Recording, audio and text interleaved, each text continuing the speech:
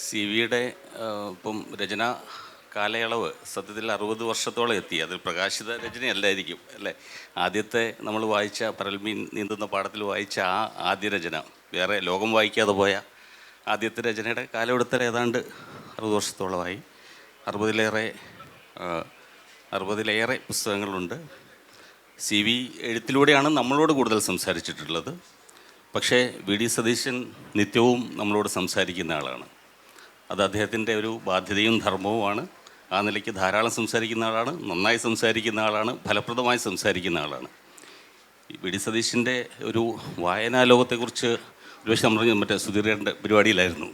അതൊരു വളരെ വൈവിധ്യമുള്ള ഒരു വായന മാത്രമല്ല, വായനയിലൂടെ ഉള്ള ഒരു കാഴ്ചപ്പാടുമൊക്കെ ഉള്ള ഒരു രാഷ്ട്രീയ നേതാവാണ്. CV എഴുത്തിൽ ആത്മാവിന് ശരിയെന്ന് തോന്നുന്ന കാര്യങ്ങൾ പറയുന്നു.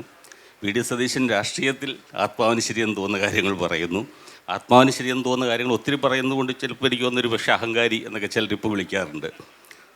VD സതീശനെ പറ്റിയുള്ളൊരു രസകരമായ നിരീക്ഷണം, അദ്ദേഹത്തോട് സംസാരിക്കാൻ എളുപ്പമല്ല. കാരണം നമ്മൾ പറയാൻ പോകുന്ന കാര്യത്തെക്കുറിച്ച് അദ്ദേഹത്തിന് നല്ല ധാരണയുണ്ടാവും, മിക്കവാറും ആഴത്തിലുള്ള ധാരണയുണ്ട്, ലോകപരിചയമുണ്ട്, ചരിത്രബോധമുണ്ട്. അപ്പോൾ യുവ കോൺഗ്രസ്സുകാർ സിദ്ദിഖൊക്കെ ഇവിടെ ഉണ്ടായിരുന്നു. ഇവർ പറയുന്നത് VD സതീശനോട് സംസാരിക്കണമെങ്കിൽ നമ്മൾ അച്ചടിച്ച് പുസ്തക രൂപത്തിൽ കൊടുത്താൽ അദ്ദേഹം വായിക്കും എന്നാണ്. അപ്പോൾ വായനയെ അത്രമേൽ ഒരു പാഷനോടെ കാണുന്ന ആളാണ്. അപ്പോൾ രണ്ടുപേരുടെയും ആനന്ദത്തിൻ്റെ ആദ്യത്തെ വഴി വ്യത്യസ്തമാണ്. ഒരാൾക്ക് എഴുത്താണ്, ഒരാൾക്ക് പൊതുപ്രവർത്തനമാണ്. പക്ഷേ അതിൻ്റെ രണ്ടാമത്തെ വഴി അല്ലെങ്കിൽ മറ്റൊരു വഴി വായന രണ്ടുപേരെയും ഘടിപ്പിക്കുന്ന ഒന്നാണ്. CV എഴുത്തുകാരൻ എന്നുള്ളതിനൊപ്പം വിപുലമായി വായനയുള്ള ആളാണ്. വിപുലമായെന്നല്ല, ഒരുപക്ഷെ മലയാളത്തിലേക്ക് ഇപ്പോൾ ഇത്രയും സിനിമകൾ കാണുന്ന, ലോക സിനിമകൾ ഇത്രയും കാണുന്ന, ലോക സാഹിത്യം വായിക്കുന്ന ആളുകൾ വളരെ ചുരുക്കമാണ്. അപ്പം എൻ്റെ ആദ്യത്തെ ഒരു ചോദ്യം എന്ന് കാണേണ്ട, ഒരു ജേർണലിസ്റ്റ് കൗതുകം എന്ന നിലയ്ക്ക് ചില വിഷയങ്ങൾ പരാമർശിച്ച് പോവുക. അപ്പോൾ അതല്ലാത്തത് നിങ്ങൾക്ക് പരസ്പരം സംസാരിക്കാം, സദസ്സിലുള്ളവർക്കും ചോദിക്കാം. എൻ്റെ ഒരു കൗതുകം, ഈ CV-യുടെ ആയുസിൻ്റെ പുസ്തകം, അതിൻ്റെ 40-ാം വാർഷികം ശ്രീ VD സതീശനാണ് കോട്ടയത്ത് ആ പ്രോഗ്രാം ഉദ്ഘാടനം ചെയ്തത്. അപ്പം CV-യുടെ ഒരു രചനാലോകത്തെക്കുറിച്ച് VD സതീശൻ്റെ നിരീക്ഷണങ്ങൾ എന്താണ് എന്ന് അറിഞ്ഞിട്ട് നമുക്ക് മുന്നോട്ട് പോകാം. എനിക്കങ്ങനെ ഒരു വലിയ സൗഭാഗ്യം ഉണ്ടായി. ഒരു വർഷം മുമ്പാണ് കോട്ടയത്ത് വെച്ച് CV-യുടെ ആയുസിൻ്റെ പുസ്തകം ഇതിൻ്റെ 40-ാം വാർഷികം ആഘോഷിച്ചപ്പോൾ അത് ഉദ്ഘാടനം ചെയ്ത്. ഞാൻ കോളേജിൽ പഠിക്കുമ്പോഴാണ് മാതൃഭൂമിയിൽ സീരിയലൈസ് ചെയ്ത് വന്നത് ഈ ആയുസിൻ്റെ പുസ്തകം. അന്ന് ഞാൻ സീരിയലൈസ് ചെയ്ത് വരുന്ന സാധാരണ വായിക്കാറില്ല, എനിക്ക് അതിൻ്റെ കണക്ഷൻ പോകും. പുസ്തകം അടിച്ചു വന്നതാണ്, അന്ന് പുസ്തകം കിട്ടാൻ പാടാണ്. എങ്കിലും ഈ പുസ്തകം അടിച്ചു വന്ന് ഒരു മാസത്തിനകം, കാരണം കോളേജിൽ പഠിക്കുമ്പോൾ ആദ്യം ഇറങ്ങുന്ന പുസ്തകം ആദ്യം നമ്മളാണ് വായിക്കേണ്ടതെന്നാണ് നമ്മുടെ ധാരണ. വേറെ ആരെങ്കിലും വായിച്ച് കേട്ടെന്ന് പറഞ്ഞാൽ നമ്മൾ തളർന്നുകൊണ്ട് ഡിപ്രഷൻ വരുമെന്ന്. അപ്പോൾ അന്ന് ഞാൻ ഈ പുസ്തകം വായിച്ചു. അന്ന് നമ്മളെ വല്ലാതെ ഞെട്ടിപ്പിച്ച് കളഞ്ഞു ഈ പുസ്തകം. അതിനുശേഷം ഞാനൊരു 10-15 വർഷത്തിന് ശേഷം അതൊരു പുനർവായന നടത്തിയിട്ടുണ്ട്. ആ പുനർവായന നടത്തിയപ്പോൾ എനിക്കുണ്ടായ ഒരു അനുഭവം ഞാൻ അദ്ദേഹത്തിൻ്റെ ഈ 40-ാം വാർഷികത്തിൽ ഞാൻ പറഞ്ഞു.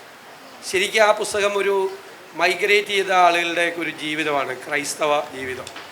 അതിൽ ആദ്യാവസാനം മുതൽ ഈ കുന്തിരിക്കം പുകയുന്നുണ്ട്. ഞാനിതെൻ്റെ വീട്ടിൽ വച്ചിട്ടാണ് ഞാൻ രാത്രി രണ്ടാമത് വായിക്കുന്നത്.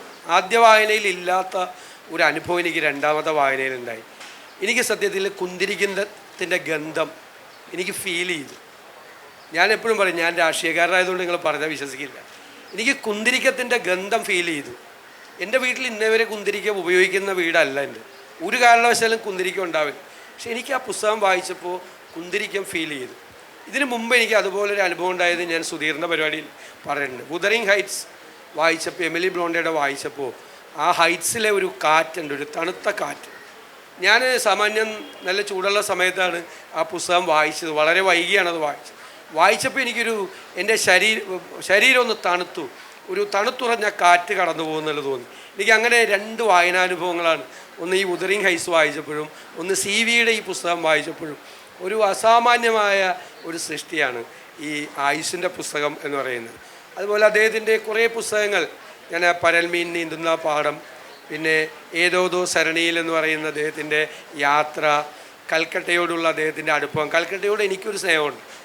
ഞാൻ അധികം പ്രാവശ്യം കൽക്കട്ടയിൽ പോയിട്ടില്ല അദ്ദേഹത്തെ പോലെ. പക്ഷേ കൽക്കട്ട ഞാൻ ചെറുപ്പത്തിലേ മുതലേ വായിക്കുന്ന ഒരാളാണ്. ടാഗോറിനെ, മഹാശ്വേതാദേവിയെ, അതുപോലെ നമ്മുടെ ലോലാൻഡ് എഴുതിയ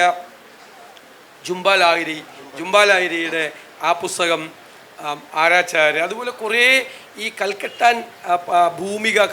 ഭൂമികയായിട്ടുള്ള, അല്ലെങ്കിൽ ബംഗാളിൻ്റെ ഉൾനാടൻ പ്രദേശങ്ങൾ ഭൂമികയായിട്ടുള്ള കുറേ പുസ്തകങ്ങൾ ഞാൻ വായിച്ചിട്ടുണ്ട്. ഈ CV-ക്ക് കൽക്കട്ടയോടൊരു പ്രണയമുള്ളതുപോലെ എനിക്കും ഒരു കൽക്കട്ടയോട് അറിയാതെ ഒരു പ്രണയം വളരെ ചെറുപ്പത്തിലേ തൊട്ട് തന്നെ രൂപപ്പെട്ടു വന്നിട്ടുണ്ട്.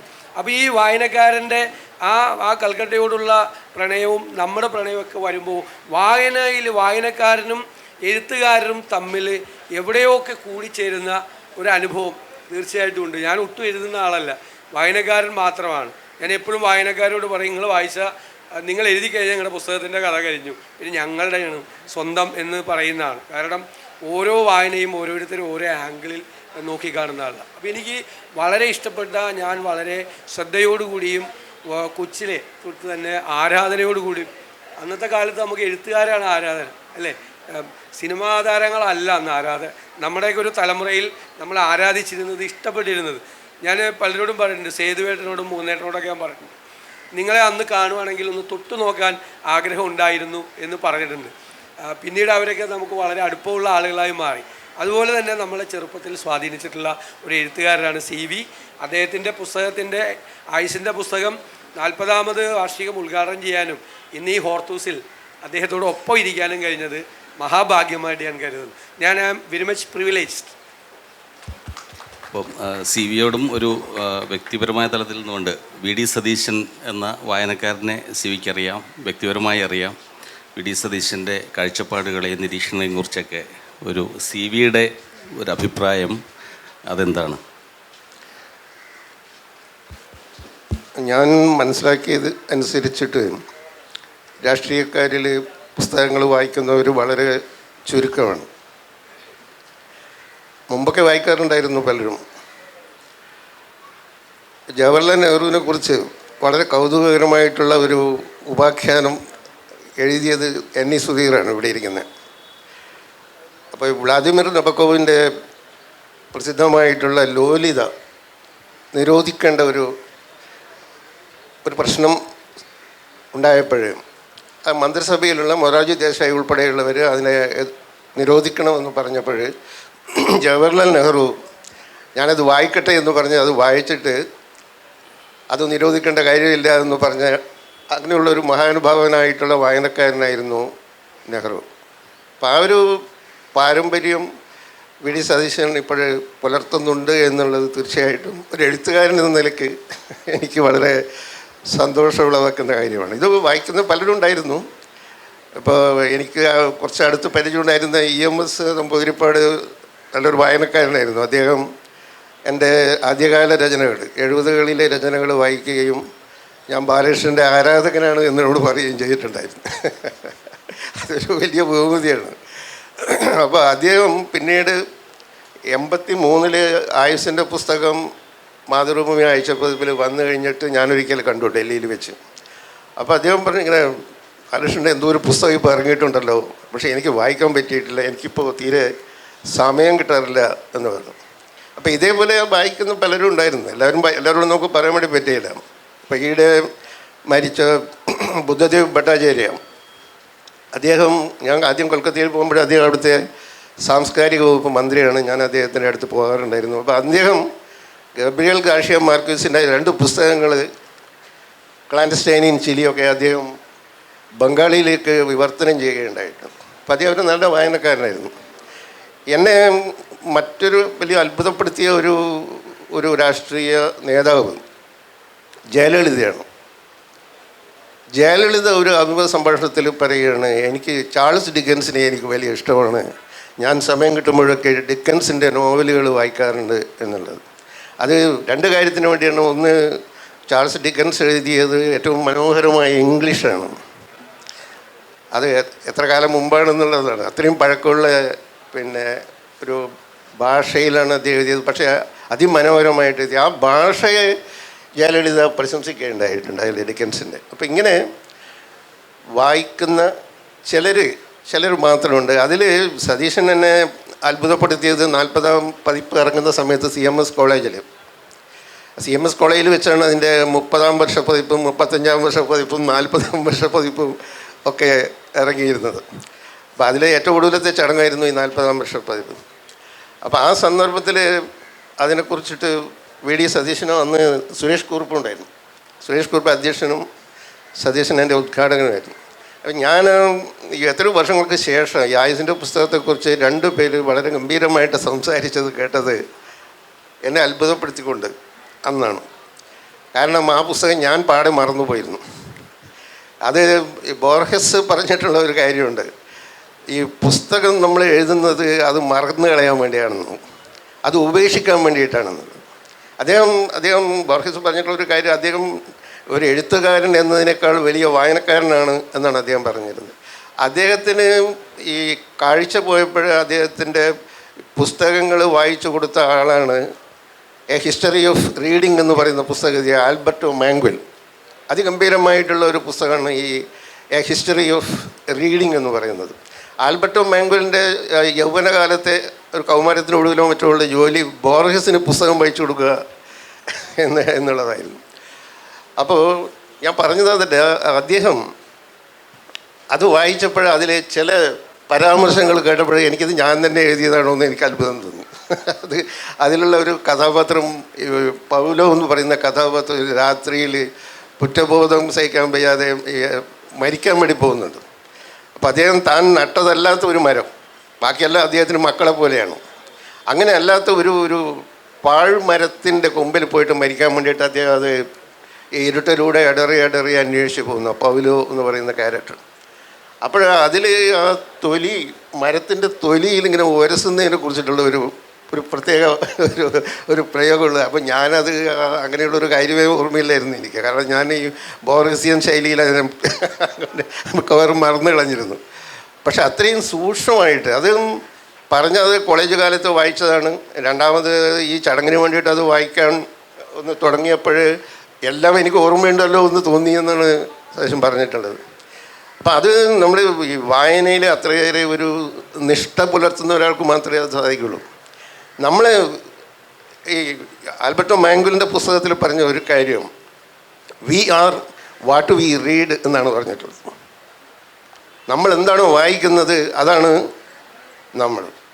അപ്പോൾ ഒരു വായനക്കാരൻ എന്ന നിലയിലാണ് ഞാൻ VD സതീശനെ കണ്ടിട്ടുള്ളത്.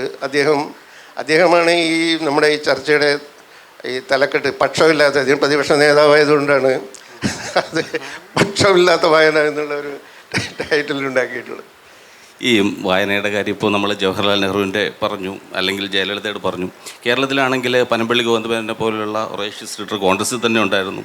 EMS എഴുതുകയും വായിക്കുകയും സാഹിത്യ പ്രസ്ഥാനങ്ങളും സാഹിത്യ സിദ്ധാന്തങ്ങളും അവതരിപ്പിച്ചു. PG പോലുള്ളവരുണ്ടായിരുന്നു. അപ്പം ഒരു സമ്പന്നമായൊരു അങ്ങനത്തെ ഒരു തുടർച്ച നമുക്കുണ്ട്. പക്ഷേ സമകാലികരായ രാഷ്ട്രീയക്കാരിൽ എത്രമാത്രം ആളുകൾ വായിക്കാറുണ്ട്, അല്ലെങ്കിൽ വായിക്കുന്നത് രാഷ്ട്രീയക്കാരനെ സംബന്ധിച്ച് എത്ര, നമുക്കറിയാം. ഉമ്മൻചാണ്ടി തന്നെ പറയായിരുന്നു, ഞാനൊരു പുസ്തകവും വായിച്ചിട്ടില്ല, പക്ഷെ അദ്ദേഹം ജനങ്ങളെ വായിച്ചു. അപ്പം ഈ രാഷ്ട്രീയ പ്രവർത്തകന് നമ്മുടെ നമ്മുടെ വാർത്ത എന്നതിനപ്പുറത്തേക്കുള്ള വായന എന്തുമാത്രം പ്രസക്തമാണ്, സമകാലികരായ രാഷ്ട്രീയക്കാരിൽ ആരൊക്കെ എങ്ങനെ വായിക്കുന്നവരുണ്ട്, അത്തരം കാര്യങ്ങളൊന്ന് പ്രതിപക്ഷ നേതാവ് പറയണം. സണ്ണി പറഞ്ഞതുപോലെ കേരളത്തിലൊരു സമ്പന്നമായ ഒരു രാഷ്ട്രീയ പൈതൃകം വായനക്കാരുടെ ഉണ്ട്. EMS തന്നെയാണ് എല്ലാവരും ആദ്യം പറഞ്ഞത്. അച്യുതമേനോൻ, NE ബൽറാം തുടങ്ങിയ പനമ്പള്ളി ഗോവിന്ദമേനോൻ തുടങ്ങിയിട്ടുള്ള ഒരു വലിയ R ശങ്കർ, അങ്ങനെ ഒരു വലിയ നിര തന്നെ യഥാർത്ഥത്തിൽ കേരളത്തിലുണ്ട്. CG കാർത്തികേയൻ നന്നായി വായിച്ചിരുന്ന ഒരാളാണ്, വളരെ നന്നായി വായിച്ചിരുന്ന ഒരാളാണ്. ഇപ്പോഴത്തെ തന്നെ ചെറുപ്പക്കാരിലെ നല്ലൊരു നിര എല്ലാ പക്ഷത്തും ഉണ്ടെന്നാണ് ഞാൻ കരുതുന്നത്, നന്നായി വായിക്കുന്ന ആളുകൾ.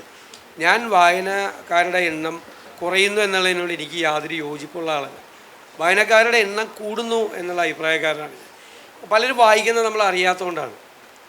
പലരും വായിക്കുന്നത്, എനിക്ക് സത്യത്തിൽ HNCയുടെ ഒരു പരിപാടിയിൽ, ഈ സുധീർ കൊണ്ടുവച്ചൊരു പരിപാടിയിൽ എൻ്റെ വായന എൻ്റെ ജീവിതം എന്നുള്ള സബ്ജക്റ്റിൽ പെട്ടെന്ന് സംസാരിക്കണമെന്ന് പറഞ്ഞപ്പോഴാണ് ഞാൻ തന്നെ വായിക്കുമെന്ന് പലരും അറിയേണ്ട കാര്യമില്ലല്ലോ. അത് പലരുടെയും സ്വകാര്യതയാണ്. പിന്നെ ചിലപ്പോൾ നമുക്ക് ചിലർ പ്രസംഗിക്കുമ്പോൾ നമുക്ക് ശ്രദ്ധിച്ചിരുന്ന നമുക്ക് ആദ്യത്തെ ഒരു 2 മിനിറ്റ് കൊണ്ട് നമുക്ക് മനസ്സിലാവും. വായനയുള്ള ആളാണെങ്കിൽ നമുക്ക് ആദ്യത്തെ ആ 2 മിനിറ്റിൽ ആ വാചകങ്ങളിലൂടെ പറയുന്നത് അല്ലെങ്കിൽ ആശയങ്ങൾ പ്രകാശിപ്പിക്കുന്നത്, ആ പ്രകാശിപ്പിക്കുന്നതിൻ്റെ രീതി കണ്ട നമുക്കറിയാം വായനയുടെ പിൻബലമുള്ള ഒരാൾ പറയുന്നതും വായനയുടെ പിൻബലം ഇല്ലാത്ത ഒരാൾ സംസാരിക്കുന്നതും തമ്മിൽ ഒരുപാട് വ്യത്യാസം ഉണ്ടാകും. അപ്പോൾ കോൺഗ്രസ്സിനാണെങ്കിൽ CPM-നാണെങ്കിലും ഒക്കെ നല്ല പൈതൃകം ഇങ്ങനെ വലിയ വായനക്കാരുണ്ട്. ഇപ്പം നെഹ്റുവിൻ്റെ തന്നെ പറഞ്ഞപ്പോൾ ഞാൻ എപ്പോഴും പറയും, ഈ ചരിത്രം എന്ന് പറയുന്നത് സ്കൂളിൽ പഠിക്കുമ്പോൾ എനിക്ക് ഒട്ടും ഇഷ്ടമല്ല. കാരണം കാണാതെ പഠിക്കണം. ഈ വർഷം ഈ യുദ്ധം നടന്നു, ഈ യുദ്ധം നടന്നത് ഈ വർഷമാണ്, കുരുക്ഷേത്രം, ഈ ഹിസ്റ്ററി എന്തിനാണ് പഠിക്കുന്നത്, ഇങ്ങനെ കാണാതെ പഠിക്കാനാണെന്ന് പറഞ്ഞു. ഞാൻ പിന്നെ കോളേജിൽ ചേർന്ന് കഴിഞ്ഞിട്ടാണ് ഞാൻ ഗ്ലിംസസ് ഓഫ് വേൾഡ് ഹിസ്റ്ററി നെഹ്റുവിൻ്റെ വായിക്കുന്നത്. ഞാൻ സ്തംഭിച്ചു പോയി. എനിക്ക് ഗ്ലിംസസ് ഓഫ് വേൾഡ് ഹിസ്റ്ററി ഞാൻ ഇപ്പോഴൊരു ഗദ്യമാണെന്ന് ഞാൻ കരുതുന്നില്ല, കവിതയാണ് എന്ന് വിചാരിക്കുന്ന ഒരാളാണ്. കവിത വായിക്കുന്നത് പോലെയാണ് അത് വായിച്ചത്. സത്യത്തിൽ ആ ഒരൊറ്റ പുസ്തകം കൊണ്ട് ഞാൻ ചരിത്ര വായനക്കാരനായി മാറി. പിന്നീട് ഒരുപാട് ചരിത്രം വായിക്കാൻ വേണ്ടി പ്രേരിപ്പിച്ചു. നെഹ്റുവിൻ്റെ എല്ലാ പുസ്തകങ്ങളും വായിക്കാൻ വേണ്ടിയിട്ട് അത് പ്രേരിപ്പിച്ചു. പിന്നീട് ഞാൻ അദ്ദേഹത്തിൻ്റെ പ്രസംഗങ്ങൾ, എല്ലാ പ്രധാനപ്പെട്ട പ്രസംഗങ്ങൾ, അദ്ദേഹം ഈ ഗാന്ധി മറ്റേ ട്രസ്റ്റ് വിത്ത് ഇതൊന്നുമില്ല, മറ്റേ നമ്മുടെ സ്വാതന്ത്ര്യത്തിൻ്റെ രാത്രിയിലെ ട്രസ്റ്റ് വിത്ത് ഡെസ്റ്റിനി എന്ന് പറയുന്ന പ്രസിദ്ധമായ പ്രസംഗം, ഗാന്ധി മരിച്ചുവെന്ന് അറിഞ്ഞപ്പോൾ that light has gone, darkness everywhere എന്ന് പറയുന്ന പ്രസംഗം, പിന്നെ ആർണോൾഡ് ടോയിൻബി സ്വീകരിച്ചുകൊണ്ട് അദ്ദേഹം നടത്തിയ പ്രസംഗം, ടോയിൻബി തിരിച്ചു നടത്തിയ പ്രസംഗം, കേന്ദ്ര സാഹിത്യ അക്കാദമി ഉദ്ഘാടനം ചെയ്തുകൊണ്ട് നടത്തിയ പ്രസംഗങ്ങൾ, ഒരുപാട് പ്രസംഗങ്ങൾ, വൈവിധ്യമാർന്ന അദ്ദേഹത്തിൻ്റെ പ്രസംഗങ്ങൾ, കവിത തുളുമ്പുന്ന ഒരു സാഹിത്യ ലോകത്തെ മുഴുവൻ കാഴ്ചപ്പാട്. അപ്പോൾ അത് അങ്ങനെ ആകണം, അങ്ങനെ ഒരു വലിയ വായനക്കാരനാകണം. അദ്ദേഹത്തിൻ്റെ എഴുത്തിലെ ചില കാര്യങ്ങൾ ഇതെല്ലാം ചെറുപ്പത്തിൽ നോട്ട് ചെയ്ത് വെച്ച് അങ്ങനെ പോയിരുന്നു. പിന്നെ അങ്ങനെ ഒരുപാട് പേര് അങ്ങനെ സ്വാധീനിച്ചിട്ടുണ്ട്. ശ്രീ പനമ്പള്ളി ഗോവിന്ദമേനോനെ ഞാൻ കണ്ടിട്ടില്ല, അദ്ദേഹം നമ്മളെ വല്ലാതെ സ്വാധീനിച്ചിട്ടുണ്ട്. അദ്ദേഹത്തിൻ്റെ സമകാലികരും അദ്ദേഹത്തിൻ്റെ ശിഷ്യന്മാരായിട്ടുള്ള ആളുകൾ ഇങ്ങനെ പറഞ്ഞു കേട്ടിട്ടുള്ള അദ്ദേഹത്തിൻ്റെ വായനയുടെ ഒരു വൈപുല്യത്തെക്കുറിച്ച് എല്ലാം കേട്ടിട്ടുണ്ട്. അപ്പോൾ വായിക്കണം എന്ന് പറയുന്നത് സാധാരണ പറയുന്നത് രാഷ്ട്രീയക്കാർ വായിക്കില്ല, ഭയങ്കര തിരക്കാണ്, ബഹളമാണെന്ന്. പക്ഷേ ഞാൻ പറയും, ലോകത്തെ ഏറ്റവും കൂടുതൽ തിരക്കുള്ള ആളുകളാണ് ഏറ്റവും കൂടുതൽ വായിക്കുന്നത്. എനിക്ക് എല്ലാവരോടും പറയാനുള്ളതാണ്, ഏറ്റവും കൂടുതൽ തിരക്കുള്ള ആളുകളാണ് ഏറ്റവും കൂടുതൽ വായിക്കുന്നത്. വായന എന്ന് പറയുന്നത് നമുക്ക് അതിനോടുള്ളൊരു കമ്മിറ്റ്മെൻറ്റാണ്. നമുക്കത് വായിക്കാതെ പോയാൽ നമുക്ക് എന്തോ നഷ്ടപ്പെട്ടു പോയി എന്നുള്ളൊരു ഫീലിംഗാണ് നമ്മൾ. പിന്നെ ഞാനൊരു രാഷ്ട്രീയ പ്രവർത്തകൻ എന്നുള്ള നിലയിൽ ഒരുപാട് സംഘർഷങ്ങളിലൂടെയും ഒരുപാട് സമ്മർദ്ദങ്ങളിലൂടെയും ഒരുപാട് പ്രശ്നങ്ങളിലൂടെയും കടന്നു പോകുന്ന ഒരാളാണ്. ഞാനതൊന്നും ഒരു പരിധി വിട്ടിട്ട് അതൊന്നും ഒരു വല്ലാതെ ടെൻഷനിലേക്ക് കൊണ്ടുപോകുന്ന ഒരാളല്ല. അതിനെനിക്ക് ഒരു സ്ഥലത്ത് വെച്ച് തടുത്തു നിർത്താൻ എനിക്ക് പറ്റുന്നത് എൻ്റെ വായനയാണ്. കാരണം പുസ്തകം തുറന്നാൽ ഞാൻ വേറെ ലോകത്താണ്. അത് എഴുത്തുകാരൻ സൃഷ്ടിച്ച ആ മായാപ്രപഞ്ചത്തിലാണ്, കഥയുടെ മുഹൂർത്തങ്ങളിലാണ്, അല്ലെങ്കിൽ ചരിത്ര മുഹൂർത്തങ്ങളിലാണ്, എനിക്കിഷ്ടപ്പെട്ട ഭാവിയെക്കുറിച്ചുള്ള പ്രവചനങ്ങളിലാണ്. അപ്പം നമ്മൾ വേറെ ലോകത്ത് എഴുത്തുകാരൻ സൃഷ്ടിച്ച ഈ പറയുന്ന മുഹൂർത്തങ്ങളിലെയും കഥാപാത്രങ്ങളിലെയും കൂടെ നമ്മൾ സഞ്ചരിച്ച് നമ്മൾ വേറെ ലോകത്തേക്ക് നമ്മൾ പോവുകയാണ്. നമ്മൾ ഭയങ്കരമായിട്ട് റിലാക്സ് ചെയ്യപ്പെടുകയാണ്. പിന്നെ ഒരുപാട് കാര്യങ്ങൾ നമ്മുടെ ഒരു മനസ്സിലെ ഒരു ജിജ്ഞാസ ഉണ്ടല്ലോ, ഒരുപാട് കാര്യങ്ങൾ അറിയണം. നമ്മൾ ഇൻ സെർച്ച് ഓഫ് നോളജ് എന്ന് നമ്മൾ പലപ്പോഴും പറയും. അറിവ് തേടിയുള്ള നമ്മുടെ ഒരു നിരന്തരമായ ഒരു അന്വേഷണം കൂടിയാണ് നമ്മുടെ വായന എന്ന് പറയുന്നത്. അപ്പോൾ അതിനൊരു എല്ലാം വായിക്കാൻ പറ്റില്ല നമുക്ക്, പക്ഷേ അത് ഏറ്റവും കൂടുതൽ സഹായിക്കുന്നത് സുഹൃത്തുക്കളിലൂടെയാണ് ഒരു സെറ്റ്. കാരണം നമുക്ക് അധികം ട്രാഷ് വായിച്ച് നമുക്ക് സമയം കളയാൻ ഉണ്ടാവില്ല. അപ്പം നമ്മുടെ ടേസ്റ്റ് എന്താണെന്ന് അറിയാവുന്ന നമ്മുടെ ഒരു സുഹൃത്തുക്കളുടെ ഒരു സംഘം ഉണ്ടാക്കുക എന്നുള്ളതാണ്. അപ്പോൾ ഞാൻ എപ്പോഴും പറയും, ചരിത്രം വായിക്കുന്നവരുടെ ഒരു സെറ്റ് ഞങ്ങൾക്കുണ്ട്. ഫസ്റ്റ് വേൾഡ് വാറിനും സെക്കൻഡ് വേൾഡ് വാറിനും ഇടയിലുള്ള ഈ ഹോളോകാസ്റ്റ് ലിറ്ററേച്ചറും അതുപോലുള്ള ആ കാലത്ത് ഇറങ്ങിയിരിക്കുന്ന സിനിമകൾ, പിന്നെ ആ സ്ഥലത്ത് പോയി കാണുക, അത് അങ്ങനെ ഒരു സംഘമുണ്ട്. അപ്പോൾ ഒരു 5-6 പേരുണ്ട്. അപ്പോൾ അവർ ആ കാലഘട്ടത്തെക്കുറിച്ചുള്ളൊരു നല്ല പുസ്തകം വന്നാൽ നമ്മൾ അറിയിക്കുന്നത് എനിക്കത് പറ്റും എന്ന് പറയും. പിന്നെ നമ്മൾ മുഗൾ ഹിസ്റ്ററി അതിനെക്കുറിച്ച് വായിക്കാറുണ്ട്. എനിക്ക് സാമ്പത്തിക ശാസ്ത്രം വലിയ താല്പര്യമുള്ള ഒരാളാണ്. അപ്പോൾ സാമ്പത്തിക ശാസ്ത്രവുമായി ബന്ധപ്പെട്ട് അപ്ഡേറ്റ് ചെയ്യുന്ന പുസ്തകങ്ങൾ ഒക്കെ വായിക്കും. അപ്പോൾ രാഷ്ട്രീയ പ്രവർത്തനത്തിൽ അത്തരം വായനകൾ ഭയങ്കരമായി നമ്മളെ സഹായിക്കാറുണ്ട്, നമ്മൾ ആശയങ്ങൾ രൂപപ്പെടുത്തിയെടുക്കുന്നതിൽ. പിന്നെ ഈ നമ്മളെപ്പോഴുള്ളൊരു നമ്മളെല്ലാവരും നേരിടുന്ന ഒരു പ്രധാനപ്പെട്ട പ്രശ്നം എന്ന് പറയുന്നത് പെട്ടെന്ന് നമ്മൾ എസ്റ്റാബ്ലിഷ്മെൻറ്റിൻ്റെ ഭാഗമാകുക എന്നുള്ളതാണ്. പെട്ടെന്ന് നമ്മൾ എസ്റ്റാബ്ലിഷ്മെൻറ്റിൻ്റെ ഭാഗമാകുക. അപ്പോൾ അതിൽ നിന്നുള്ളൊരു ചേഞ്ച്, ഒരു മാറ്റം വേണം. ഇപ്പോൾ ഞങ്ങൾ കഴിഞ്ഞ ദിവസം ഒരു ഇൻ്റർവ്യൂവിൽ പറഞ്ഞു, ഒരു കാര്യം നന്നായി പോകുന്നു എന്ന് പറഞ്ഞാൽ അപ്പം തീരുമാനിച്ചോളാം, ചേഞ്ചിനുള്ള സമയമായി, മാറ്റത്തിനുള്ള സമയമായി. മാറണം, എല്ലാം മാറിക്കൊണ്ടിരിക്കണം.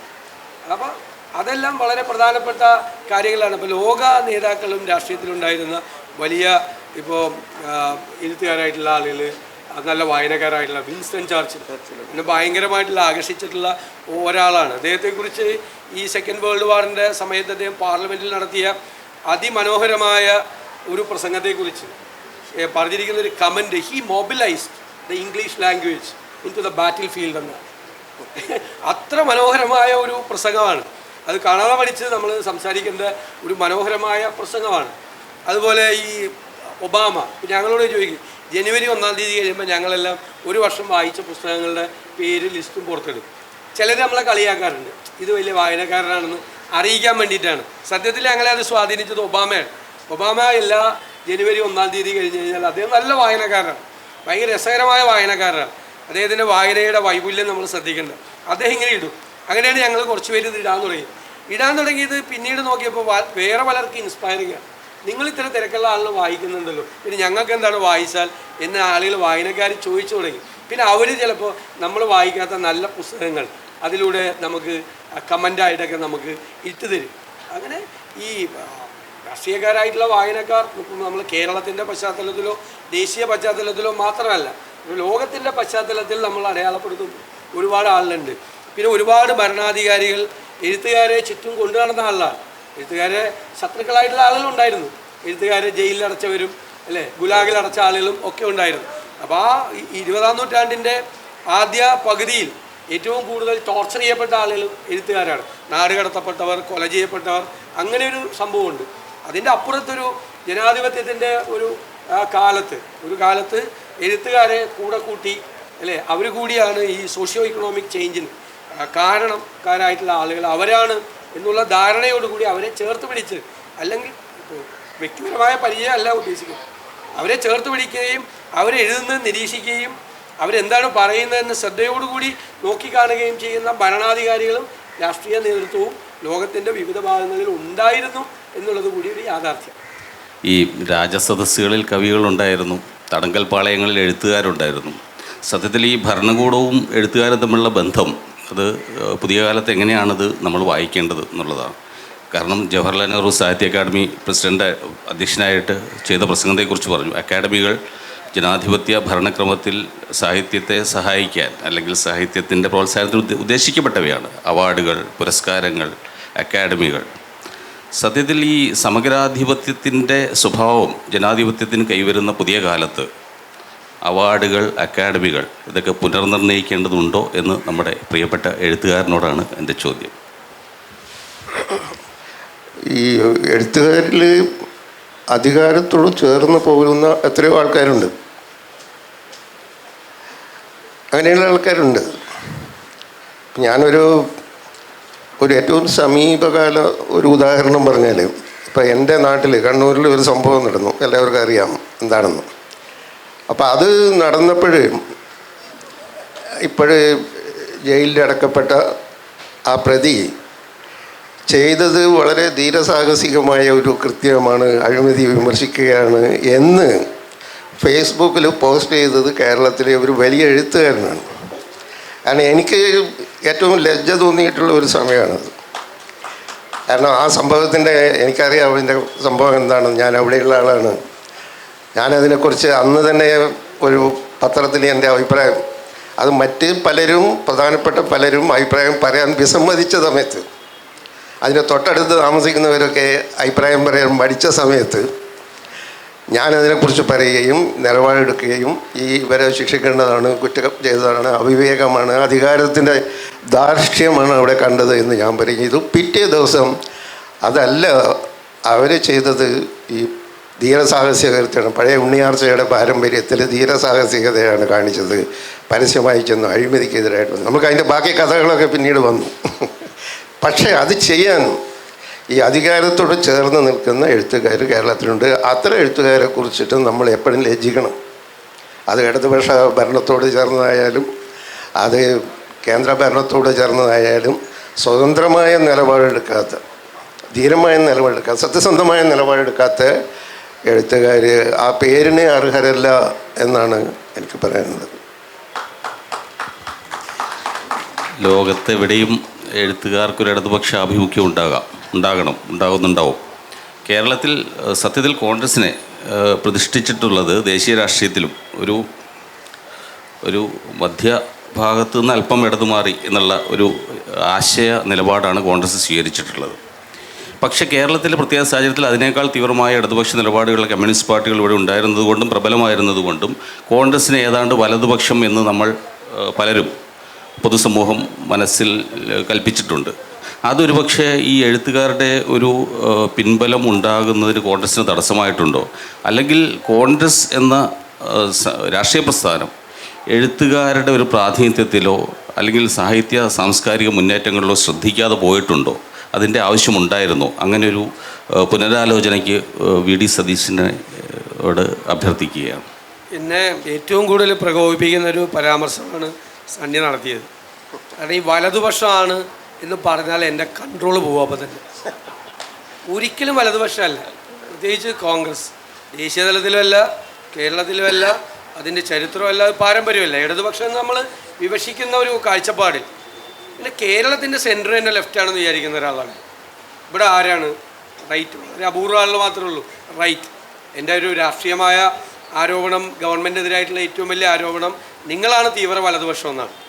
അത് എനിക്കറിയാം. കേരളത്തിലെ മുഖ്യമന്ത്രി ഏറ്റവും പ്രകോപിപ്പിക്കുന്നത് ഞാൻ അത് പറഞ്ഞിട്ടാണ്.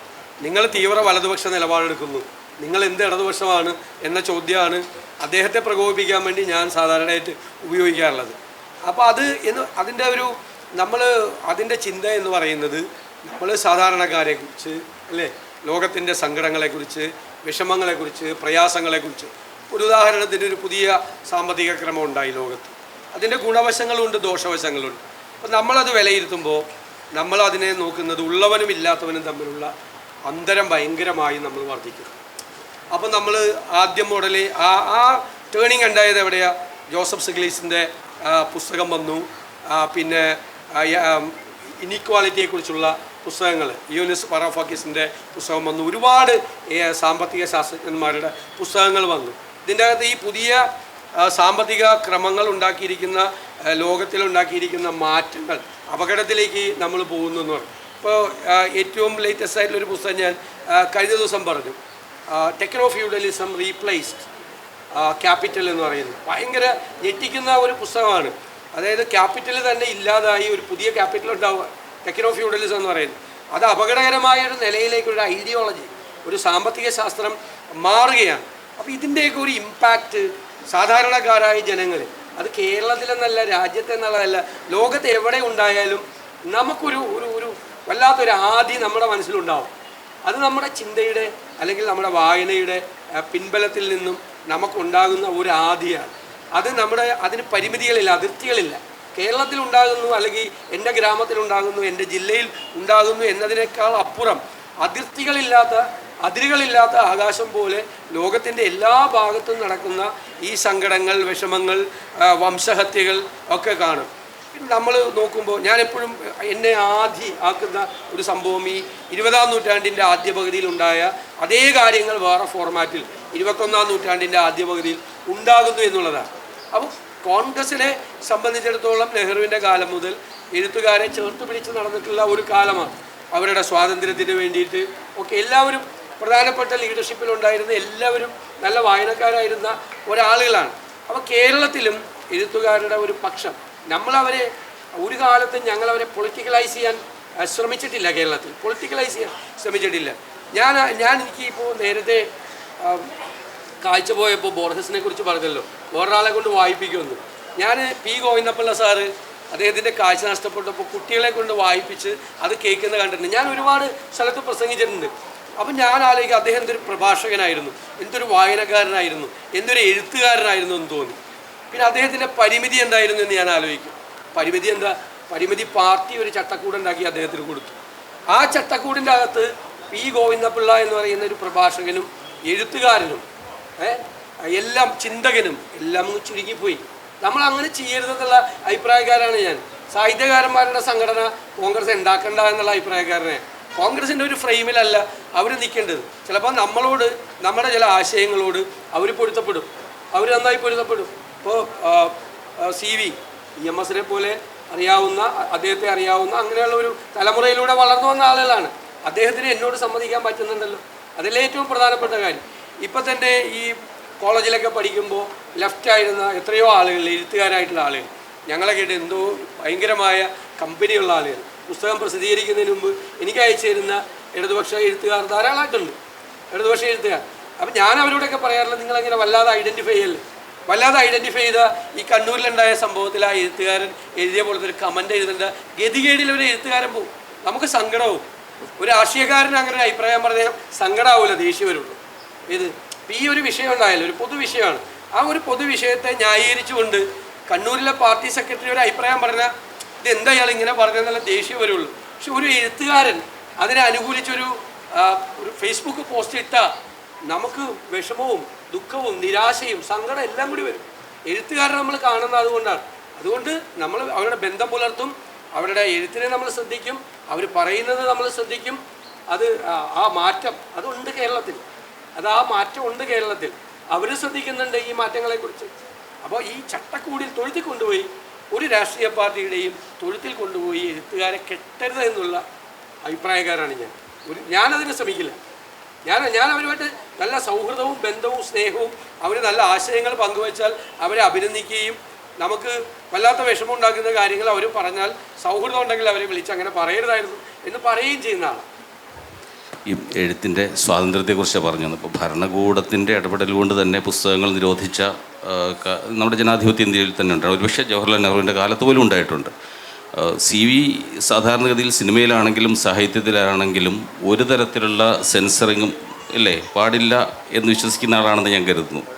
അപ്പം ഇത്തരം കാര്യങ്ങളുടെ നമ്മുടെ ഒരു രചനയുടെ സ്വാതന്ത്ര്യം, ആവിഷ്കാരത്തിൻ്റെ സ്വാതന്ത്ര്യം അതെങ്ങനെയാണതൊരു സ്വയം നിയന്ത്രണത്തിലാണോ? എന്താണ് അതിൻ്റെ ഒരു സാമൂഹിക സംവിധാനം? വ്യവസ്ഥാപിതമായൊരു ഭരണകൂടത്തിന് ഇതിൽ എന്തുമാത്രം റോളുണ്ട്?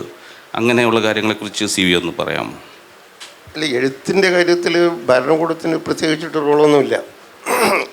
എഴുത്തിൻ്റെ സ്വാതന്ത്ര്യം എന്ന് പറയുന്നത് എഴുത്തുകാരൻ സ്വയം നിശ്ചയിക്കുന്നതാണ്. അടിമത്തം ഭരിക്കണം എന്നുള്ളത് എഴുത്തുകാർക്ക് തീരുമാനിക്കാം. അങ്ങനെയുള്ള എഴുത്തുകാരുണ്ട്. സ്ഥാനത്തിന് വേണ്ടിയിട്ട്, പദവികൾക്ക് വേണ്ടിയിട്ട്, പുരസ്കാരങ്ങൾക്ക് വേണ്ടിയിട്ട് ഒക്കെ ഈ അധികാര സേവ നടത്തുന്ന എഴുത്തുകാർ കേരളത്തിലും പുറമേയും ധാരാളമായിട്ട് ഉണ്ട്. കേരളത്തിൽ ഇടതുപക്ഷവും ഡൽഹിയിൽ പോയിട്ട് വലതുപക്ഷവും ആവുന്ന എഴുത്തുകാർ പോലും ഉണ്ട്. അപ്പോൾ അതിൽ കേരളത്തിലെ ആനുകൂല്യങ്ങളും കിട്ടും, ഡൽഹിയിൽ നിന്നുള്ള ആനുകൂല്യങ്ങളും കിട്ടും. അപ്പോൾ അത്തരത്തിൽ രണ്ടോ അതിലധികമോ തോണികളിൽ ഒക്കെ ഒരേ സമയത്ത് സഞ്ചരിക്കുന്ന എഴുത്തുകാർ വരെയുണ്ട്. അവരൊക്കെ നടത്തുന്നത് ആത്മവഞ്ചന എന്നാണ് അതിന് പറയേണ്ടത്. കാരണം ഈ നല്ല എഴുത്തെന്ന് പറയുന്നത്, അത് ഹെമിംഗ്വേ പറഞ്ഞിട്ടുള്ള ഒരു വാചകമാണ്. നല്ല എഴുത്തെന്ന് പറയുന്നത് സത്യസന്ധമായിട്ടുള്ള എഴുത്താണ് നല്ല എഴുത്ത്. നല്ല വാചകങ്ങൾ എഴുതുന്നതല്ല നല്ല എഴുത്ത്, സത്യസന്ധത പുലർത്തുക എന്നുള്ളതാണ്. അത് ഈ അവനവനോട് നടത്തുന്ന വഞ്ചനയാണ് ഏറ്റവും വലിയ വഞ്ചന എന്ന് പറഞ്ഞിട്ടുണ്ട്. അപ്പോൾ അത് നമ്മുടെ എഴുത്തുകാർ ഇത്തരത്തിലുള്ള ചില താൽക്കാലിക നേട്ടങ്ങൾക്ക് വേണ്ടിയിട്ട് നടത്തുന്ന ഈ അടിമവേല അതല്ല. എഴുത്തെന്ന് പറഞ്ഞാൽ വളരെ ധീരമായിട്ടുള്ള ഒരു പ്രവർത്തനമാണ് എന്ന് ഞാൻ കരുതുന്നു. ഗൗരവമുള്ള പ്രവർത്തനമാണ്, ധീരമായിട്ടുള്ള ഒരു പ്രവർത്തനമാണ്. ഇപ്പോൾ ഇവിടെ നേരത്തെ പരാമർശിച്ച കൂട്ടത്തിൽ റോബർട്ടോ കലാസോ എന്ന് പറയുന്ന ഒരു വലിയ എഴുത്തുകാരനുണ്ട്.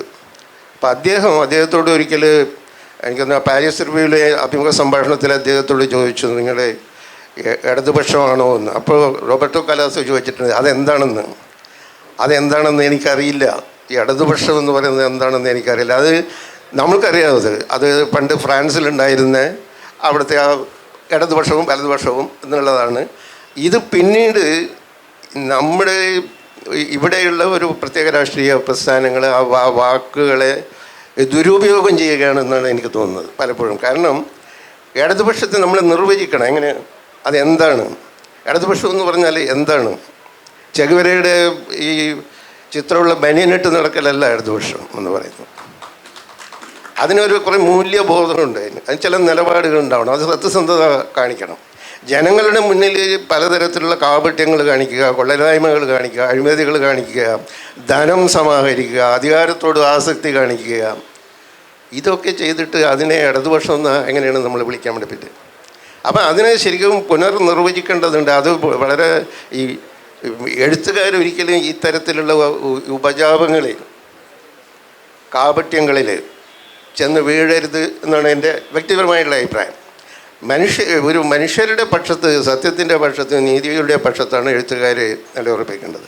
അതല്ലാതെ നമ്മൾ ഇതിൻ്റെ ഒരു പ്രസ്ഥാനത്തിൻ്റെ ഭാഗമാണ്, അതെങ്ങനെ ചിന്തിക്കും, അതിനൊപ്പമല്ലേ നമ്മൾ നിൽക്കേണ്ടത് എന്നുള്ള ഒരു കാഴ്ചപ്പാട് വന്നു കഴിഞ്ഞാൽ തന്നെ അയാളുടെ എഴുത്ത് അത്രമേൽ പരിമിതപ്പെട്ടു പോയി. പിന്നെ ആ എഴുത്ത് കംപ്ലീറ്റ് റദ്ദ് ചെയ്യപ്പെടുകയാണ് ചെയ്യുന്നത്.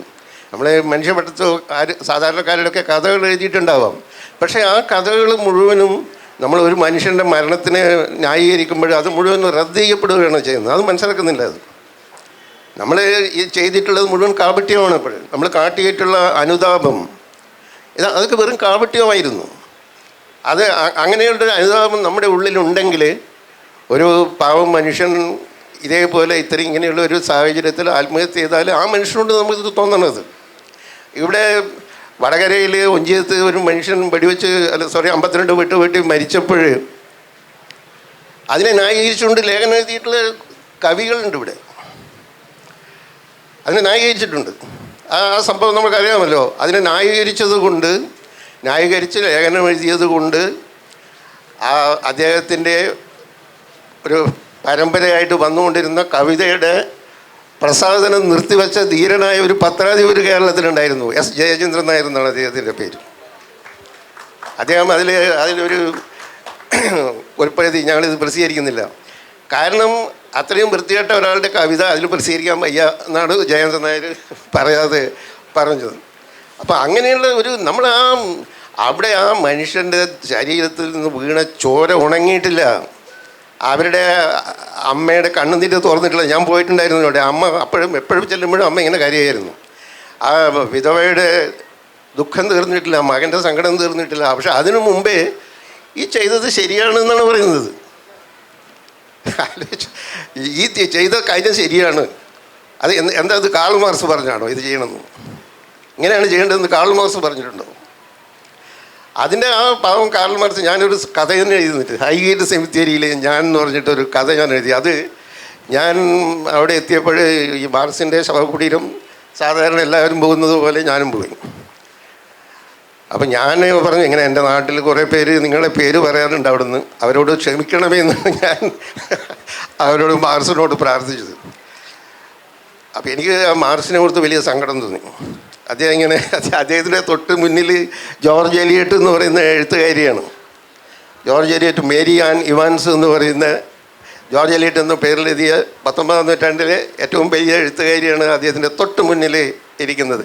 അപ്പോൾ മാർക്സ് വളരെ വിഷാദത്തോടുകൂടി ജോർജ് എലിയട്ടിൻ്റെ ശവകുടീരത്തിലേക്ക് നോക്കി നിൽക്കുന്ന രീതിയിലാണ് അദ്ദേഹത്തിൻ്റെ ശില്പം അവിടെ ഉള്ളത്. അത് വളരെ ഒരു പ്രതീകാത്മക എന്തൊരു സൗന്ദര്യം എനിക്ക് തോന്നിയിരുന്നത്. ഞാൻ മാർക്സിൻ്റെ ഒരു സ്വഗതാഖ്യാനം എന്ന നിലക്കാണ് ഈ ഹൈഗേറ്റ് സെമിത്തേരിയിൽ ഞാൻ എന്ന് പറയുന്ന കഥ എഴുതിയത്. അത് അദ്ദേഹം പറഞ്ഞിട്ടുള്ള കാര്യങ്ങൾ, അദ്ദേഹം എടുത്തിട്ടുള്ള നിലപാടുകൾ, അതൊക്കെ എത്രമാത്രം നമ്മുടെ ആധുനിക ലോകത്തിൽ അപ്രസക്തമായി തീർന്നിട്ടുണ്ട്, എങ്ങനെ അവയൊക്കെ വേറെ രീതിയിൽ ദുർവ്യാഖ്യാനം ചെയ്യപ്പെടുകയും ദുരുപയോഗം ചെയ്യപ്പെടുകയും ചെയ്തിട്ടുണ്ട് എന്നൊക്കെയുള്ള ഒരു സങ്കടം ആ മനുഷ്യനെ, ഞാൻ ബ്രിട്ടീഷ് ലൈബ്രറിയിൽ അദ്ദേഹം എഴുതിയ ആ സ്ഥലം ഞാൻ കണ്ടു. അവിടെ ഇരുന്ന് അദ്ദേഹം അതിനുവേണ്ടി കഷ്ടപ്പെട്ട ആ മനുഷ്യൻ്റെ അവസ്ഥ ഇതായല്ലോ എന്ന് ആലോചിച്ചിട്ടാണ് ഹൈഗേറ്റ് സെമിത്തേരിയിൽ ഞാൻ എന്ന് പറയുന്ന ഒരു കഥ ഞാൻ എഴുതി.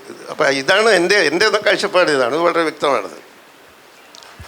നമുക്ക് സദസ്സിന് സംസാരിക്കാനുള്ള അവസരമാണ്. സിവിയോടും വി ഡി സതീശനോടും ഒരു ചെറിയ അഭ്യർത്ഥനയുണ്ട്. സമയം വളരെ കുറവായതുകൊണ്ട് വളരെ ചെറിയ ചോദ്യങ്ങൾ, അധികം ദൈർഘ്യമില്ലാത്ത ചോദ്യങ്ങൾ ചോദിക്കാനായി അഭ്യർത്ഥിക്കുന്നു. നമസ്കാരം എല്ലാവർക്കും. ഭാവി മുഖ്യമന്ത്രിയെ മുന്നിൽ കണ്ട എക്സൈറ്റ്മെൻറ്റിൽ 100 കൂട്ടം ചോദ്യങ്ങളുണ്ടെങ്കിലും അതൊക്കെ മാറ്റിവെച്ച് ഒരു വായനക്കാർ ഈ വിഷയത്തോട് നീതി പുലർത്തി ചോദിക്കണം. സാറിൻ്റെ HNCയിലെ പ്രസംഗം നിർഗളമായിട്ട് സാറ് 10ാം ക്ലാസ് മുതലോ അതിൽ മുന്നേ ഒക്കെ വായിച്ച പുസ്തകങ്ങളുടെ പേരും കഥാസന്ദർഭങ്ങളും കഥാപാത്രങ്ങളൊക്കെ ആയിട്ട് ഇങ്ങനെ പ്രസംഗിക്കുന്ന ഒരു യൂട്യൂബ് വീഡിയോ കണ്ടത് മുതൽ ഞാൻ വല്ലാത്തൊരു ആരാധകനാണ്. ആസ് എ വായനക്കാരൻ ആദരവും സ്നേഹവും അറിയിക്കുന്നു. ഞാനൊരു 2-3 കൊല്ലം മുന്നേ വായിച്ച കുറ്റവും ശിക്ഷയും എന്ന കൃതിയെക്കുറിച്ച് 2 വാക്ക് പറയണമെങ്കിൽ എനിക്ക് വീണ്ടും ഒന്ന് റെഫർ ചെയ്യണം എന്നുള്ള അവസ്ഥയാണ്. അപ്പോൾ സാറിങ്ങനെ ഓർത്തെടുത്ത് ഇങ്ങനെ സ്പോണ്ടേനിയസ് ആയിട്ട് പറയാൻ പറ്റുന്നതിൻ്റെ ഒരു ട്രിക്ക് ഒന്ന് പറഞ്ഞു തന്നാൽ കൊള്ളാം. എനിക്ക് തോന്നുന്നത് ഞാനത് ആ പ്രസംഗത്തിൽ തന്നെ പറയുന്നുണ്ട്. അത് നമ്മുടെ ഈ ഒരു വായനയുടെ ഒരു പ്രത്യേകതയാണ്. പഠിക്കുമ്പോഴും അങ്ങനെ തന്നെയായിരുന്നു. വായിക്കുമ്പോൾ ചിലപ്പോൾ അത് ആ പാരഗ്രാഫ് അങ്ങനെ തന്നെ മനസ്സിൽ വരും. അങ്ങനെ ചിലപ്പോൾ അതുപോലെ തന്നെ കോട്ട് ചെയ്യാൻ പറ്റും.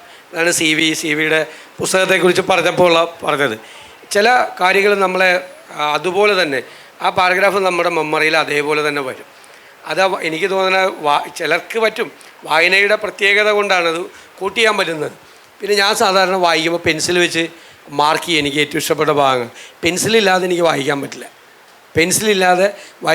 പെൻസിൽ കൂടി ഉണ്ടെങ്കിൽ ധൈര്യം വരുള്ളൂ വായിക്കാൻ. ഇല്ലെങ്കിൽ മറന്നു പോകും. പിന്നീട് നോട്ട് ചെയ്ത് വയ്ക്കും.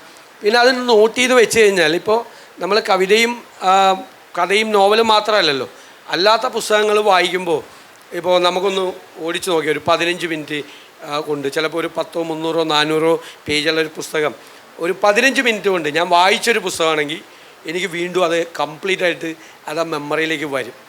അത് ഒരു ഭാഗ്യം പോലെയാണ് അത് കിട്ടുന്നത്. വായനയുടെ പ്രത്യേകത കൊണ്ടാണെന്നാണ് എനിക്ക് തോന്നുന്നത്. ആ വായിക്കുന്നതിൻ്റെ രീതി കൊണ്ടാണ് ശരിക്കും വരുന്നത്. പിന്നെ നമ്മളെ സ്ട്രൈക്ക് ചെയ്യുന്ന കാര്യങ്ങൾ നമ്മുടെ മനസ്സിലെപ്പോഴും നമ്മുടെ ഉണ്ടാവും. എത്രയോ വർഷങ്ങൾക്ക് മുമ്പ് വായിച്ച കഥാപാത്രങ്ങൾ, സന്ദർഭങ്ങൾ ഒരുപാട് നമുക്കിപ്പോൾ ഞാൻ പറയും മയ്യഴിപ്പുഴയുടെ തീരങ്ങളിലെ ചില വാചകങ്ങൾ, ചില കഥാപാത്രങ്ങൾ, ഇങ്ങനെ രാത്രി ലെസ്ലി സാഹിബിൻ്റെ കുളമ്പടി ഒച്ചയ്ക്ക് വേണ്ടി കാതോർത്തിരിക്കുന്ന എന്നൊക്കെ പറഞ്ഞിട്ടുള്ള ഓരോ കഥാപാത്രങ്ങളുണ്ടല്ലോ ഇങ്ങനെ പറയുന്നത്. അങ്ങനെയുള്ള ചില വാചകങ്ങളൊക്കെ നമ്മുടെ മനസ്സിൽ സ്ട്രൈക്ക് ചെയ്യും. അത് എഴുത്തുകാരൻ്റെ ഒരു പ്രത്യേകത കൂടിയാണ്. എഴുത്തുകാരൻ്റെ ആ ക്രിയേഷനാണ് വായനക്കാരനെ വല്ലാതെ സ്വാധീനിക്കുന്നതുകൊണ്ടാണ് നമുക്കത് പിന്നീട് ഇത് പറയാൻ പറ്റാവുന്നത്. ചിലപ്പോൾ 30 കൊല്ലം മുമ്പും 40 കൊല്ലം മുമ്പും വായിച്ച പുസ്തകത്തിലെ കഥാപാത്രങ്ങളുടെ പേരുകൾ ചിലപ്പോൾ ഓർത്തെടുത്ത് പറയാൻ പറ്റും. ഞാൻ കഴിഞ്ഞ ദിവസം സുന്ദരികളും സുന്ദരന്മാരും വളരെ വർഷങ്ങൾക്ക് മുമ്പ് വായിച്ചതാണ്. പക്ഷേ അതിലെ കഥാപാത്രങ്ങൾ, അതിലെ കഥാസന്ദർഭങ്ങൾ, അതിൻ്റെ ഏത് കാലമാണ്, ഓരോന്നിനും ഓരോ കാലമുണ്ട്. അപ്പോൾ ആ കാലമായിട്ട് നമ്മൾ കണക്ട് ചെയ്തിട്ടാണ് നമ്മൾ വായിക്കുന്നത്. അപ്പോൾ നമ്മളൊരാളെ ഓർത്തിരിക്കുന്നത് എങ്ങനെയാണ്? ഒരാളെ പരിചയപ്പെട്ട് കഴിഞ്ഞാൽ ഞങ്ങളൊക്കെ മിക്കവാറും ഒരാളെ പരിചയപ്പെട്ട് കഴിഞ്ഞാൽ ചിലപ്പോൾ 6 മാസം കഴിഞ്ഞിട്ടാലും ചിലപ്പോൾ ആളെ പേര് വിളിക്കും. 90%. പ്രായമായി വരുന്നതിൻ്റെ ഒരു പ്രശ്നമുണ്ട്. അല്ലെങ്കിലൊക്കെ ഇപ്പോൾ നമ്മുടെയൊക്കെ കോളേജിൽ പഠിച്ചിരുന്ന എല്ലാവരുടെയും പേരുകൾ 20, 25, 30 വർഷം കഴിഞ്ഞ് അത് നമ്മൾ ചിലപ്പോൾ ഓർത്ത് വയ്ക്കലാണത്. അത് ഒരു പ്രത്യേകതയാണ്. എനിക്ക് പരീക്ഷ എഴുതുമ്പോഴും അങ്ങനത്തെ ഒരു ഗുണം കിട്ടിയിരുന്നു. ഇവിടെ ഇപ്പോൾ സതീശൻ പറഞ്ഞ ഒരു കാര്യത്തിനോട് കൂട്ടിച്ചേർക്കാൻ വേണ്ടി ഞാൻ ഒരു കാര്യം പറയുകയാണ്. ഇപ്പോൾ വായനയുടെ എഴുത്തുകാരുടെ ഒരു ക്വാളിറ്റി പോലെ തന്നെ വായനക്കാരുടേതായിട്ടുള്ളൊരു ക്വാളിറ്റി ഉണ്ട്. അത് എല്ലാവർക്കും അത് സാധിക്കണമെന്നില്ല. ഇപ്പം പലതും നമ്മൾ വായിച്ചു കഴിഞ്ഞാൽ അപ്പോൾ തന്നെ മറന്നു പോകുന്ന പലർക്കും അങ്ങനെ ഒരു ദുര്യോഗമുണ്ട്. പക്ഷെ ചിലർ ഇപ്പോൾ സ്വാമി വിവേകാനന്ദനെക്കുറിച്ച് ഞാൻ കേട്ടിട്ടുള്ള ഒരു കാര്യം, അദ്ദേഹത്തെക്കുറിച്ച് ശങ്കറൊക്കെ എഴുതിയിട്ടുണ്ട്. അദ്ദേഹം ഒരു പുസ്തകം വായിച്ചു കഴിഞ്ഞാൽ മുഴുവനും അദ്ദേഹത്തിന് ഓർമ്മയുണ്ടാവുമെന്നാണ് പറയുന്നത്. വിവേകാനന്ദൻ ഒരു വലിയ വായനക്കാരനായിരുന്നു. അദ്ദേഹം ഒരു ശസ്ത്രക്രിയക്ക് വിധേയനാവാൻ വേണ്ടിയിട്ട് ഹോസ്പിറ്റലിൽ കിടക്കുമ്പോൾ അദ്ദേഹത്തിന് ഡോക്ടർ അനസ്തേഷ്യ കൊടുക്കാൻ വേണ്ടി പോയപ്പോൾ വിവേകാനന്ദൻ പറഞ്ഞു, എനിക്ക് അനസ്തേഷ്യ വേണ്ട, ഒരു പുസ്തകം തന്നാൽ മതിയെന്ന്. അദ്ദേഹം ഒരു പുസ്തകം എടുത്തു, അദ്ദേഹം ആവശ്യപ്പെട്ട ഒരു പുസ്തകം എടുത്ത് വായിച്ചു. അത് വായിച്ച് തീരുമ്പോഴേക്ക് ഡോക്ടർ ശസ്ത്രക്രിയ ചെയ്തിരുന്നു എന്നാണ് പറയുന്നത്. അപ്പോൾ ഇങ്ങനെ അതൊരു ക്വാളിറ്റിയാണ്. നമ്മളൊരു പുസ്തകത്തിൽ നിന്ന് നമുക്ക് എന്തൊക്കെ നമുക്ക് എലിസിറ്റ് ചെയ്തെടുക്കാം. അതൊരു വലിയൊരു മനസ്സിൻ്റെ ഒരു ഗുണമാണ്. അത് എല്ലാവർക്കും കിട്ടണമെന്നില്ല. പല കൃഷ്ണൻ നായർ സാറിനെ കുറിച്ചിട്ട്, പ്രൊഫസർ എം കൃഷ്ണൻ നായർ സാറിനെ കുറിച്ചിട്ട് സുധീർ മുമ്പ് പറഞ്ഞ് എനിക്ക് ഓർമ്മയുണ്ട്. അദ്ദേഹം ഇതേപോലെ തന്നെയാണ്. വായിച്ചാൽ നമ്മൾ ഏത് ഭാഗത്താണ് അതുള്ളത്, എത്രാമത്തെ പേജിലാണ് ആ പരാമർശം ഉള്ളത് എന്ന് പറയും. അത് EMS നമ്പൂതിരിപ്പാടിനെ കുറിച്ച് അങ്ങനെ പറഞ്ഞു കേട്ടിട്ടുണ്ട്. EMS പറയും, ആ പുസ്തകം എടുത്തിട്ട് അതിൽ 215-ാമത്തെ പേജ് ഒന്ന് വായിച്ചാൽ അന്ന് ആ വാക്ക് ഉദ്ധരിക്കാൻ വേണ്ടിയിട്ടാണ് ആ പാരഗ്രാഫ്. അപ്പോൾ ആ 215 ആ പേജ് ഒന്ന് എടുത്താൽ മതി. അത് തുറന്നിട്ട് നോക്കിയിട്ട് മറ്റേ ആൾ പറയുമ്പോഴേ അത് കഴിഞ്ഞിട്ട് അത്രയും ഒരു ഓർമ്മ ശക്തി ഉണ്ടായിരുന്നു. അപ്പോൾ അതൊരു ഈ എഴുത്തുകാരെ പോലെ തന്നെ വായനക്കാർക്കും അവരുടേതായിട്ടുള്ള ഒരു ക്വാളിറ്റി ഉണ്ട്. അത് ഡെവലപ്പ് ചെയ്യാനാണ്, വികസിപ്പിക്കാനാണ് വായനക്കാർ ശ്രമിക്കേണ്ടത്.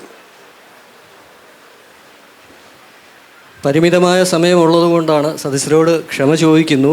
കാര്യം അടുത്ത സെഷനിലേക്ക് പോകേണ്ടത് കൊണ്ടാണ് ഇൻറ്ററാക്ഷൻ അധികം നീട്ടിക്കൊണ്ട് പോകാതിരിക്കുന്നത്. Thank you. അപ്പം എല്ലാവർക്കും നന്ദി. പങ്കെടുത്തവർക്കും കേട്ടുകൊണ്ടിരുന്നവർക്കും ഇടപെട്ടവർക്കും.